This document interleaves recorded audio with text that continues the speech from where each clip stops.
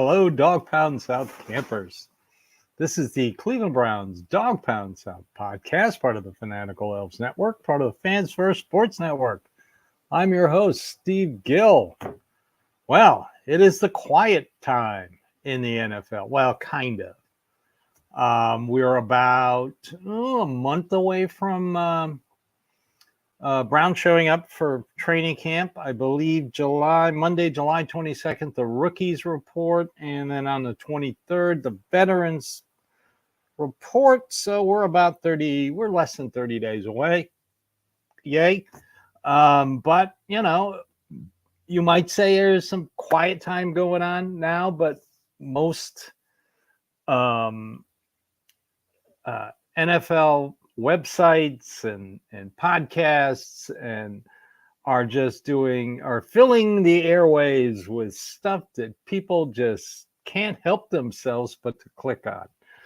I'm not going to call it clickbait because that's what it is, but I'm still not going to call it clickbait. That gets me in trouble sometimes, but it is what it is, and they have to make money and they have to generate controversy or opinions or followers. And, we're here. We're in the same boat here at the Fanatical Elves Network. We want you to watch. Excuse me, but we do it because we're Browns fans just like you. We're passionate fans just like you. We're not here to create controversy. So let's start with the biggest thing that's been rolling around, the Amari Cooper holdout, if you really want to call it that. They basically agreed on the money. So that's what I've heard. The money is not the object. Amari Cooper wants a 2-year deal, 2 to 3 year deal. That's, the Browns, they're amicable. They agree to that. The problem comes with the guarantees in 2025. Amari Coopers want more guaranteed money in 2025. I can see why the Browns are hesitant because he is turning 30. He is 30 years old in 2025, 31, 32. He's had some injuries the last couple of years. So, yeah, I could see that. I know that they could probably entice him with some incentives, but that's not really guaranteed money.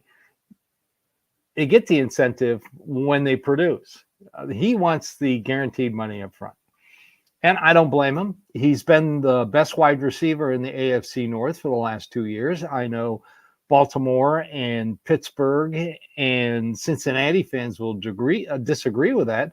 But look at the statistics. He has been the best wide receiver the last 2 years. And considering how many quarterbacks threw to him, I mean, you've got Jacoby Brissett, Deshaun Watson, I mean, J.B. Walker, DTR, and Joe Flacco, and still he puts the numbers up.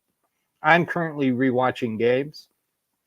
There are games where he completely disappears in the first 2-3 quarters, and then all of a sudden, boom, he explodes. He's there. He just wears DBs down because of his route running. I've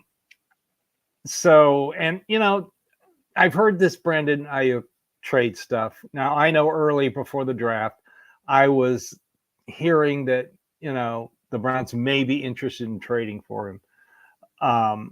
He would definitely get the wide receiver room younger, but he wants $30 million a year. I can't see the Browns paying him $30 million a year. They just they traded for Jerry Jeudy, reworked his contract, and they're only paying him $17.5 million a year. Again, beating the market for wide receivers when A.J. Brown gets $32 million. So that's what the Browns do. They trade low draft picks, they get a quality wide receiver, and then they end up paying him less than market value because the market on wide receivers astonishingly keeps going up. And even though in the draft, you got so much wide receiver talent every year. So it just amazes me what teams will put out for a wide receiver in money. So I am not worried about him getting traded. I think this deal will be done a couple days before they report on the 23rd, the veterans report, for they head to West Virginia. So I'm not worried about it. I'm not going to speculate about it. I just think it'll get done because, you know, he's a valuable piece. It'll probably be a 2-year deal. They'll work out some kind of guarantees in 2025, and he'll be with the Browns. I'm not worried about that. As I said, it's a quiet time, and so people like me are trying to find subjects to occupy your time with. So we'll talk about that after we take a little break. We'll be right back after these messages.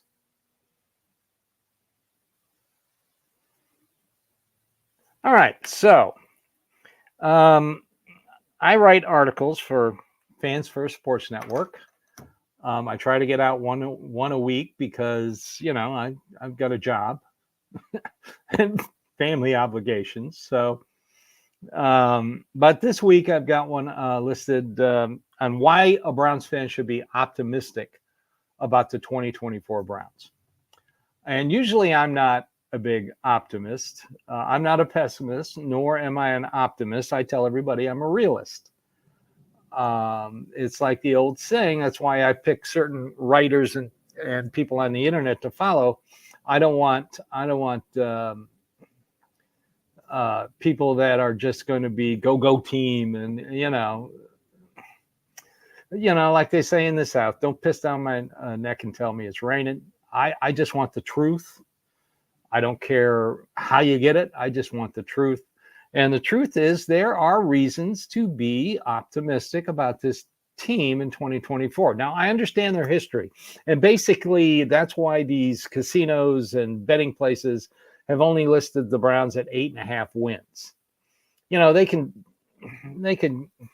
kind of parse their logic by saying that, Deshaun Watson's coming off an injury that no other quarterback has ever had. Well, I hate to ruin their day, but Joe Burrow is coming off a injury that no other quarterback has ever had, and they're listing them at about 11.5, 12 wins.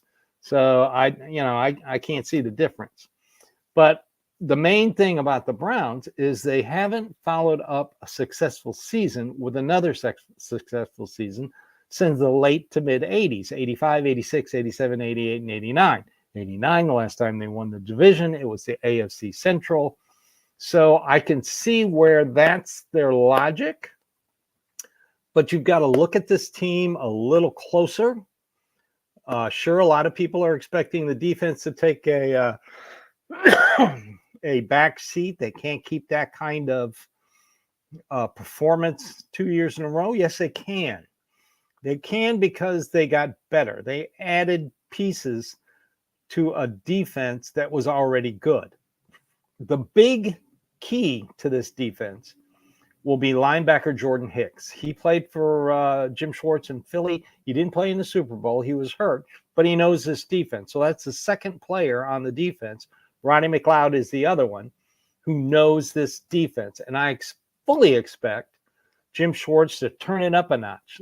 Like I've said in articles and I've talked before, they were worst in the league in red zone defense, allowing an astonishing opponents to score 72% of the time. Now, they were top 5 in not letting the opponent get into the red zone. That's good. But when they got in the red zone, the opponent would score. So 72% of the time. He's working on that. And you could tell if you go back and watch the minicamp videos, when they get into the red zone drills, the defense is winning now. The defense seems to be winning. And it doesn't matter who the quarterback is for the Browns. That's a good thing. They're already starting to get practice at shutting down oppositions in the red zone. And I love it. So I see that as a positive. I also see as a positive the fact that the play calling will now evolve to make Deshaun Watson a better quarterback. Last year, Alex Van Pelt would design the plays. Bill Callahan would design the running plays, and Kevin Stefanski will call the plays. Well, as they say, too many cooks in the kitchen will spoil the meal. So I think this is why I believe that they hired Ken Dorsey. He will oversee the offense. He will design the plays. They will go over it with the new offensive line coach. The offensive line coach won't be calling running plays. So, and I think Kevin Stefanski will oversee it and let Ken Dorsey do what Ken Dorsey does. And I believe that he is the perfect offensive coordinator for Deshaun Watson. A lot of pre-snap movement. I think all the wide receivers, tight ends, running backs are going to benefit in this offense. So I'm not worried about that. All right. So number 3, Nick Chubb. Everybody's big question on Nick Chubb. I still think he's going on the PUP list. I know he wants to be ready week 1. He is too valuable of an asset to put out at 80% against the Dallas Cowboys. I would rather wait. Now, if he's on the PUP, can't play for 4 weeks, can't practice for 4 weeks. After 4 weeks, he can start to practice. 6, 7, week 6, 7, something like in there. I have maintained week 7 because that starts a 3-game homestand before the bye. I think that would be perfect. You know, the fans would just pack the stadium. Nick Chubb's back. So, the Browns realize, their front office and ownership realize the marketing value of Nick Chubb. So that's it for today. We talked, like I said, you can find my article over on Fans First Sports Network. It's live now. Just look for my name, Steve Gill. And we start a period where we're going to get a lot of power rankings.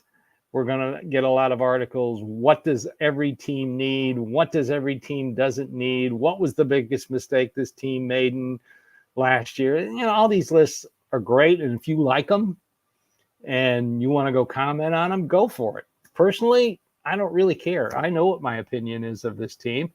I've seen them play. Like I said, I'm rewatching games right now because that's what I do in the off season until training camp starts. So, have a nice, quiet month, Browns fans. Let's hope it's quiet. Let's hope the only news we hear is Amari Cooper agreeing to a new 2-year deal.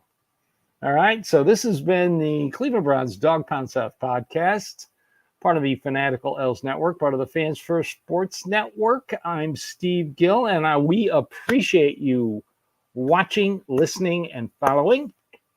And like I say, we're Browns fans just like you. So everybody, have a great day and go Browns.